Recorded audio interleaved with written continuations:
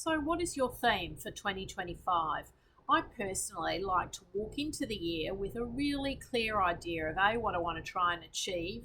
And I like to have a theme for what we're trying to achieve throughout the course of the year and make the goals really interesting, a little bit exciting, and have a few checkpoints where the rewards are going to be kind of achieved and celebrated, and the various check marks, so that it feels a little bit like a game. And if you've been in the business as long as I have, you've got to kind of always kind of think of ways to reinvent yourself. Now, for me personally, this year is definitely still going to have a very, very strong focus on health, well-being, my mental clarity, really tapping into all the tools of the trade to ensure that I'm really watching my negative mindset so that that doesn't creep into either my language or my dealings with people, and just really making sure I'm taking complete control of how I'm operating in the year ahead. So I've made some really clear goals for myself, particularly around health and well-being. Last year I was, sort of on a journey, but this year is where I think, I can really start to step things up a little bit and really incorporate really good habits into my overall routine so that I'm making myself a priority. And, there's a bit of a saying that, the fitter you get, the wealthier you get, the more successful you get. So there's a lot to be said for really sort of taking, at the heart of your strategies, your own personal health and personal well-being. Because that then drives the energy that you need and the ability to be able to really service your clients.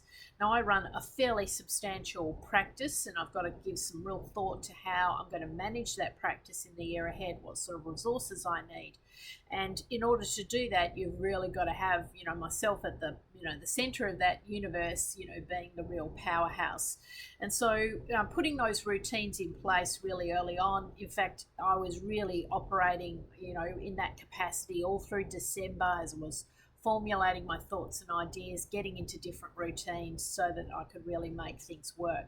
Personally, for me, that means getting up super early, making the absolute most of those early hours of the day, and prioritizing myself.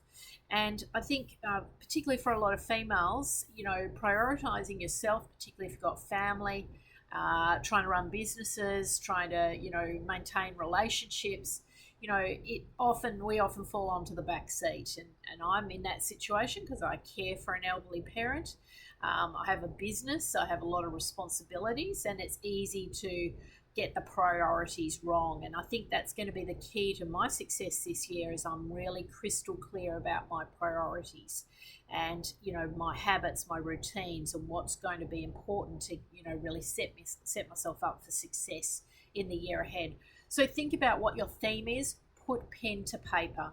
People who are successful in achieving their goals are writing regularly, they're journaling, they're putting things, down in paper, black and white, they're reviewing their goals, their plans, their aspirations on a daily, weekly, monthly basis, and they're really visualizing that, new future. And celebrating the wins along the way. And I think that's a big mistake that a lot of us make. We're always kind of, well, when that happens, suddenly I'll be happy. Happiness and success, comes every day. And so just getting yourself into a rhythm, but also celebrating the wins when you do achieve, certain milestones. Make it fun, make it a game. That's the key to success when you're wanting to achieve great things in the year ahead.